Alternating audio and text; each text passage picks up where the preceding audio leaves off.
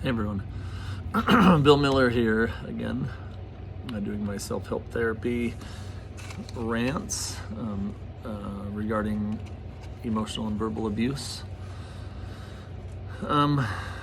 Today I want to talk a little bit about behaviors and patterns, because changing your behaviors is obviously, that's our goal. Our number one goal is to change the abusive behaviors and patterns that got us into this mess. I have been emotionally and verbally abusive for, if I were to guess, around 39 years. Not to everybody, just mostly when I don't get my way. When I don't get my way, I don't like it. Nobody really likes it, but when I don't get my way, I become verbally abusive, emotionally abusive, a bully, a jerk. I make it miserable on whoever it is that that's in front of me until they cave or, just say the fight's not worth it and let me have my way. And then I used to feel like I won, like, okay, now I got my way, so I'm good to go. That's a very childish and immature behavior, train of thought. You don't win. You don't win when you force somebody to not fight any longer because it's not worth their time. That's not a victory. If you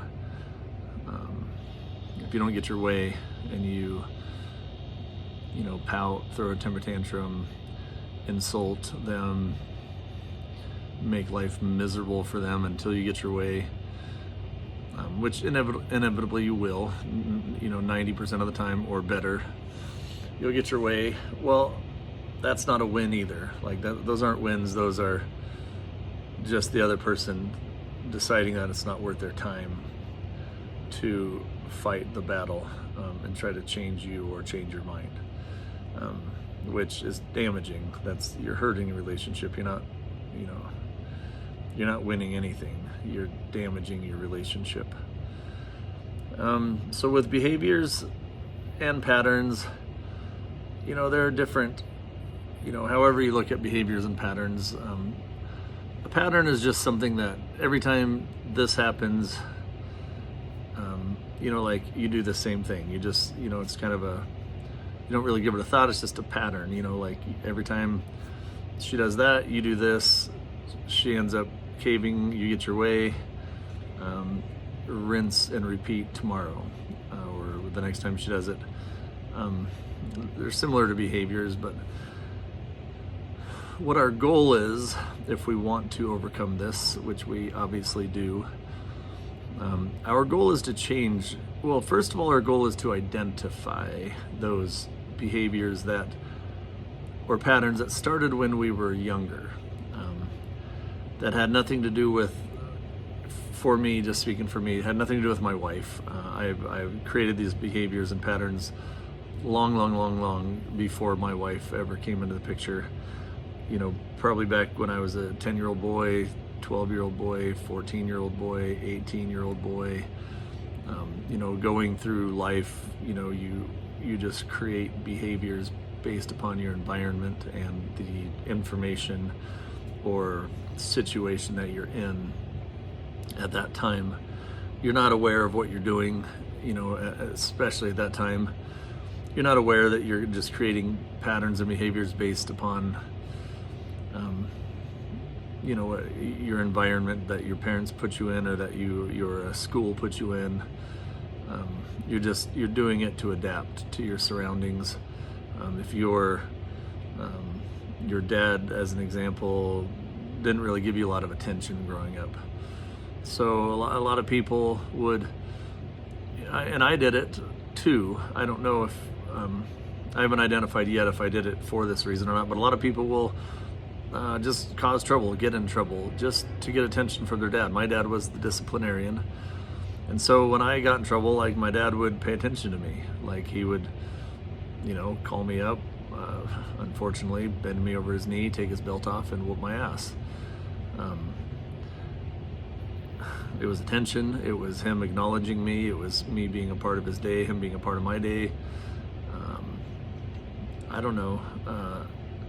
So carrying on to today, if I'm not getting the attention I want from my wife, if she's busy or, just caught up in her own things or whatever, then I might start an argument, just to get her attention, just to take her away from what she's doing, get her attention, even if it's negative attention. At least now she's focused on me, and we, are getting an argument or whatever.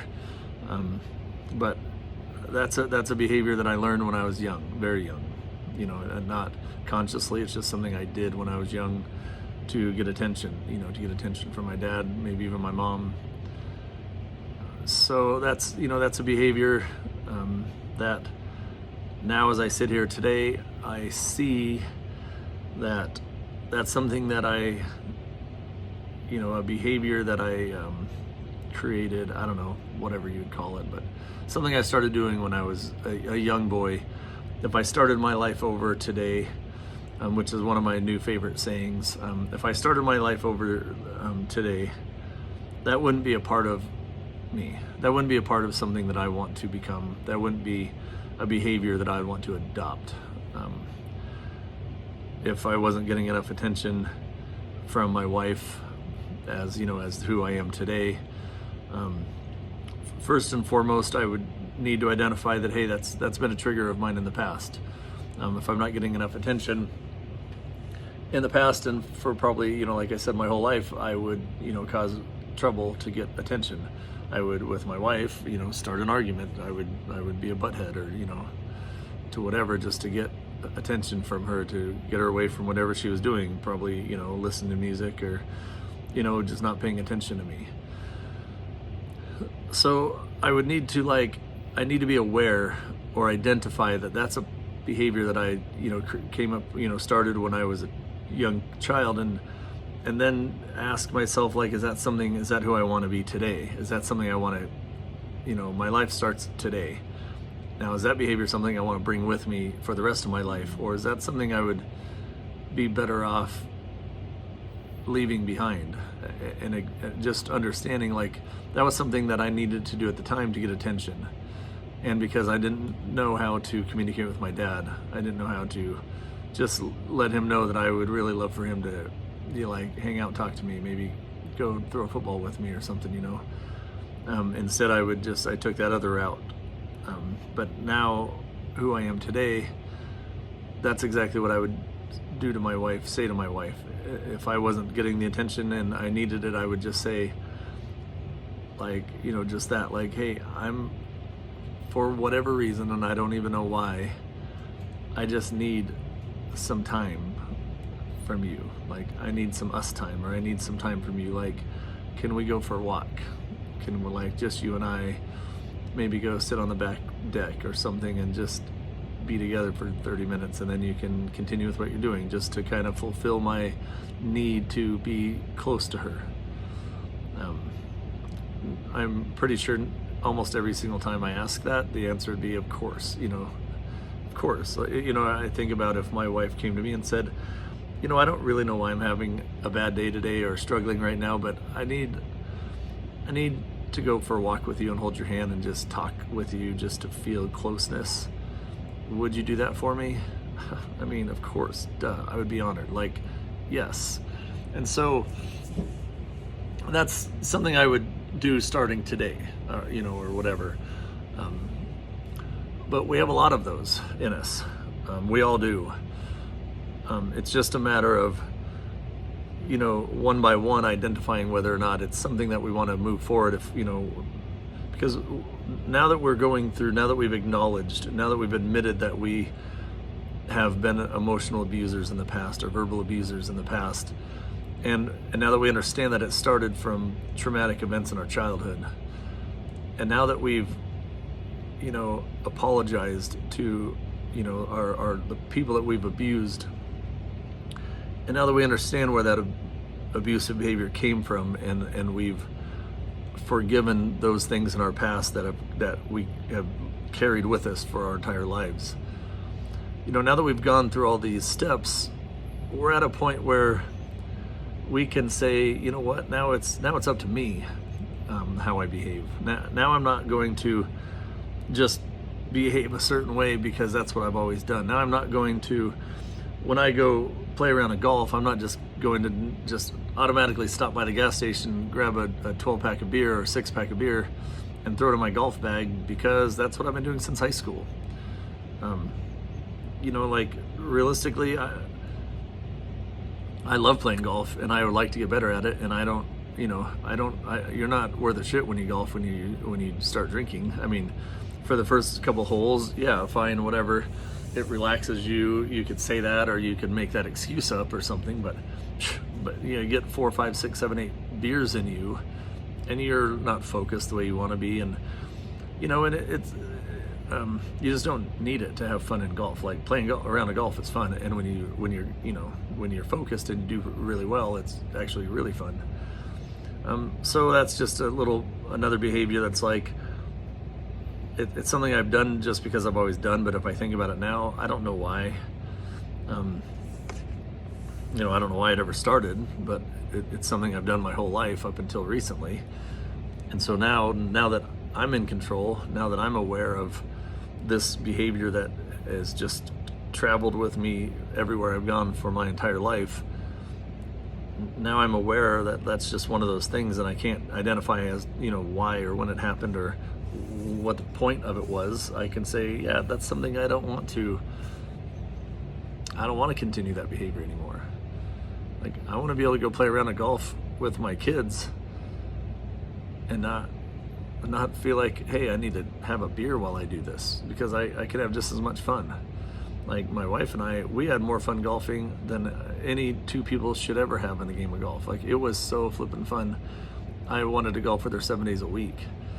Unfortunately, we did drink. I don't remember if we drank every time, but we did drink. But now I wouldn't.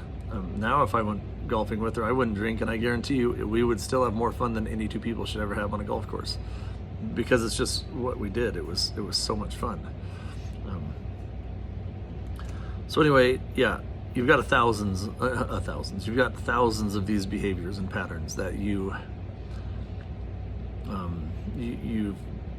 carried with you your whole life, and not even really thought about why or when they started. It's something you just do when you've always done it, so that's what you've always done and will always do until you take a minute and say, well, if my life started today, is that something I need? Like, is that something that I really want to be a part of my life? And it's weird how many times the answer is no. So when the answer is no, you're like, all right, well, then what do I do? I better come up with a different behavior then. One example, or one thing that was kind of neat that I thought of tonight when I was in a therapy session group. One of the guys said he was taking his son to, I forgot what it is. It's like a motorboat, like a hovercraft show or something like that, over in the Seattle area.